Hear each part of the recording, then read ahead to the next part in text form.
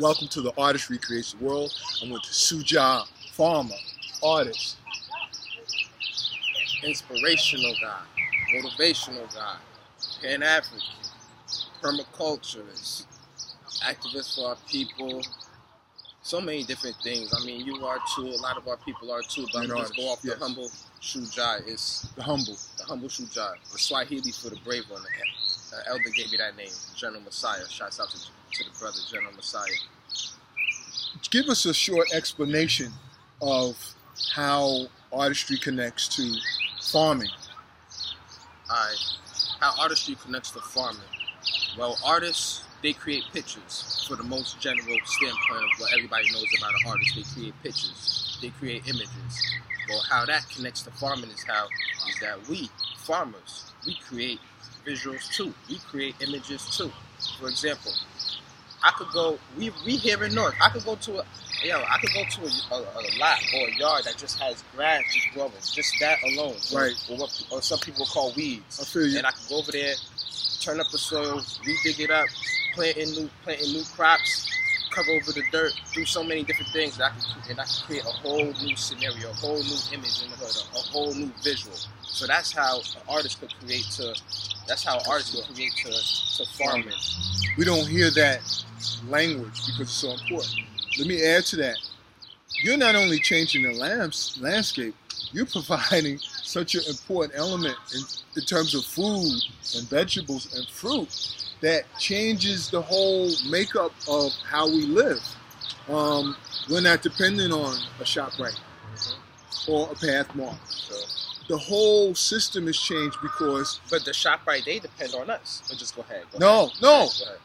Go on, Bill. No, they depend on us, though. You see, the ShopRite, we dependent on them, but they're dependent on us. It's like a two-way thing. But what they don't know, what we don't know, a lot of us don't know, is that we hold the power. Look in the communities, how many abandoned houses there are, how many open lots there are, how many backyards are not being utilized. We could use that and create food. I mean, imagine if you lived on a block. Let's take any block. Let's take Springfield, even though it's mostly stores there. Let's take Springfield, Central Avenue, Main Street, West Market. Let's take these main streets, even though there's mainly stores there and businesses there. Imagine if it was a community that lived there, and on every other house there was a backyard that we could utilize. In each backyard they would grow a different crop. For example, you have this house here, they growing potatoes. Next house here, they growing spinach. Next house here, they growing kale. Next house here, they growing herbs. Next house here, they growing flowers. Next house here, they got fruit trees. And then imagine if we all come together on that block and just start extrade, doing trade, bartering with each other. We won't have to depend on these big corporate food systems no more. You know what I'm saying? We can take them out of business nonchalantly. Did you say take them out of business? Nonchalantly though. Not even caring, just doing what we do. You know? Well, listen to what you said. We become the creators. We recreate. Because it's no longer that the blocks are blighted or slighted. They're not. No, because now they're a creative source that maintains our very existence. Total different mentality. So that's why I brought you on, because we need to make the connection of how art connects to all and how art connects, especially for our people. So when you get a chance, you turn this around, you're going to see the whole lot of fun, we're going to do some B-roll. And we'll see the fun. Yeah. You're going to see a lot of, when you turn this around, you're going to see a lot of the plants, a lot of the crops, a lot of the flowers, the herbs. I done planted most of the stuff there. No lie.